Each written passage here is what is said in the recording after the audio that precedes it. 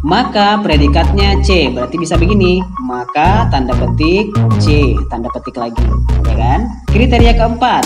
Halo, assalamualaikum warahmatullahi wabarakatuh. Kali ini saya akan membahas bagaimana caranya mengerjakan soal tes kerja yang memberikan ketentuan kriteria lebih dari satu dengan menggunakan rumus if bertingkat. Simak ya. Baik, kita langsung mulai tutorialnya. Seperti biasa, saya sudah menyiapkan soal latihannya di sini. Kalian juga dapat download file latihan ini di deskripsi video agar dapat berlatih sambil menonton video ini. Apabila kita ingin mengerjakan rumus if bertingkat, maka kita harus mengetahui dulu ketentuan yang ada di kotak kuning ini ya. Dari ketentuan inilah nanti kita akan bisa menyusun urutan rumus-rumus logikanya.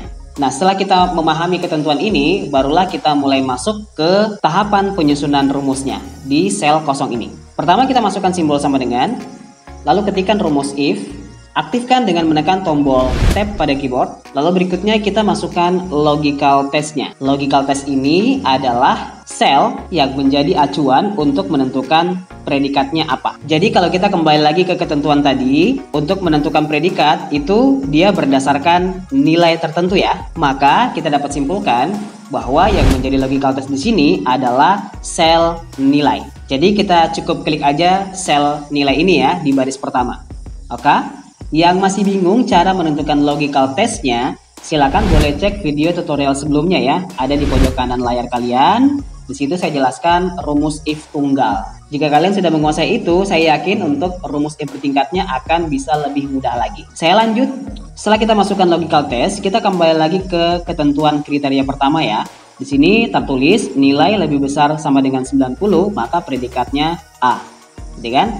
Nah, tadi kita sudah mengklik nilainya. Jadi kalau saya baca ulang, jika nilainya berapa? Lihat di sini. Simbol lebih besar sama dengan 90. Ini ya. Maka predikatnya A.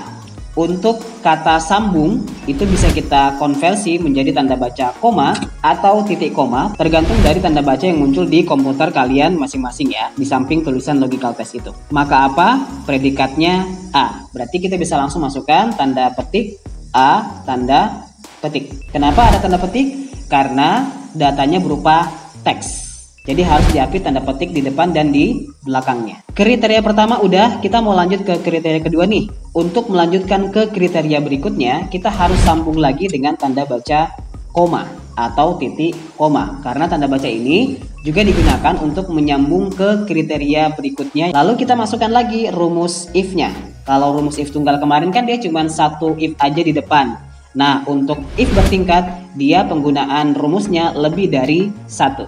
Aktifkan, lalu kita masukkan lagi logical testnya yang ini ya. Tetap sama di sel yang itu, nilainya berapa? Lihat lagi di kriteria kedua. Nilainya di sini tercantum 80 sampai 89.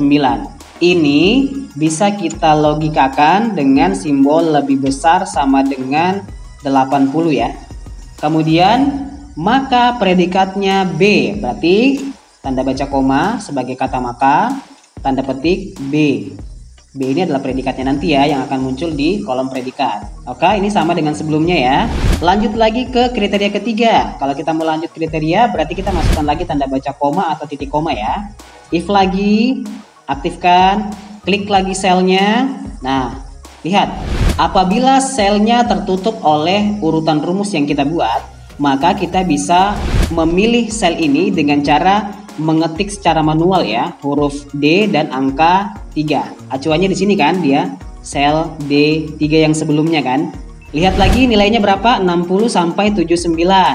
Bisa kita logikakan dengan lebih besar sama dengan 60. Maka predikatnya C, berarti bisa begini. Maka tanda petik C, tanda petik lagi, ya kan? Kriteria keempat, sambung lagi, koma, if, aktifkan, klik lagi selnya, bisa kita ketikkan D3 aja, karena tertutup oleh rumus ya. Kemudian lihat nilainya, 40 sampai 59. Berarti bisa kita logikakan dengan simbol lebih besar sama dengan 40. Maka itu koma, tanda petik, D, tanda petik, ya kan? Kriteria terakhir, nilai 0 sampai 39, maka predikatnya E. Nah, untuk kriteria yang terakhir, kita cukup masukkan aja koma, tanda petik, E, tanda petik. Tidak perlu lagi memasukkan if-nya ya, karena udah dipastikan bahwa selain dari 4 kriteria yang sudah disebutkan tadi ini, sudah pasti predikatnya adalah E. Kayak gitu aja logikanya, ya kan? Nah, untuk mengakhiri ketentuan rumusnya, kita tinggal menghitung aja berapa jumlah buka kurung yang sudah kita buat sebelumnya. 1, 2, 3, 4. Berarti kita tinggal masukkan balas kurungnya sejumlah 4. 1, 2, 3, 4. Atau bisa juga kalian menggunakan panduan warna tutup kurung ya. Kalau warnanya yang di ujung itu sudah hitam, berarti tutup kurung kita udah seimbang dengan jumlah buka kurungnya. Seperti ini ya, warnanya hitam. Enter. Muncul hasilnya, sisanya tinggal kita double klik seperti ini. Kita coba cocokkan ya. Nilai 85 dia predikatnya B, betul? Kemudian nilai C itu dia 60 sampai 79, betul? D-nya 40 sampai 59, betul ya? Kemudian E-nya 0 sampai 39, betul?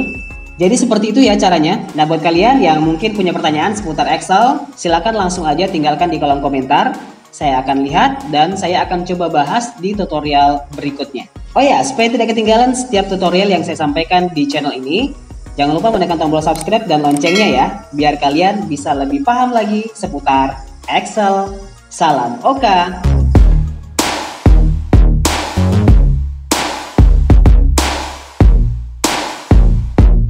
Kali ini